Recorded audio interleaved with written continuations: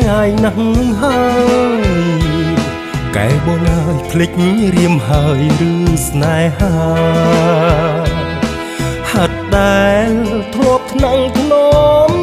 កាយាវេលាមិនត្រៀកណ្ដាលព្រៃស្ទឹងកែវធ្លាប់តែច្រៀងបំពេក្រោមដួងខែឲ្យគូស្នេហ៍ផុតទុក្ខភ័យថ្ងៃនេះទឹកហូរគ្មានប្រណីចោលព្រៃដែលស្រីធ្លាប់រស់នៅស្ដាយដែរសំរងវងភក្ត្រាស្ដាយដួងកេសាធ្លាប់កាយភ្លើស្នាមខំក្តាច់ខ្ញុំនៅក្រឡៅក៏តែចិត្តស្រីពើហូរទៅគ្មាននឹកនេះស្ទឹងកែវកែវកុំហូរធ្វើអ្វីគួរប្រណីដល់បាក់សីដែលកំព្រីធ្លាប់បានជួបភក្ត្រកែវពុំមានគ្រប់គ្រាដែលគ្នាមក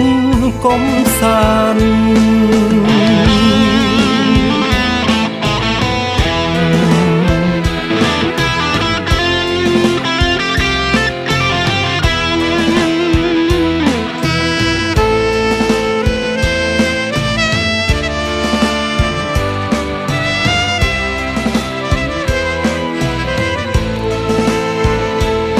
ស្ដាយដែរសំរង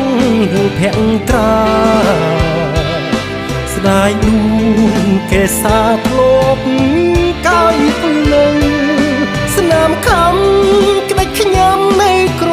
ឡៅក៏តែចិត្តស្រីពើហូរទៅគ្មាននឹកនេះស្ទឹងកែវកែវកុំហូរធ្វើអ្វីគួរប្រណីដល់បាក់សីដែលកំព្រាធ្លាប់បានជួបភក្ត្រកែវពុំមានគ្រប់គ្រាដែលគ្នាមកកំសាន្តគ្រប់គ្រាដែលគ្នាមកកំសាន្ត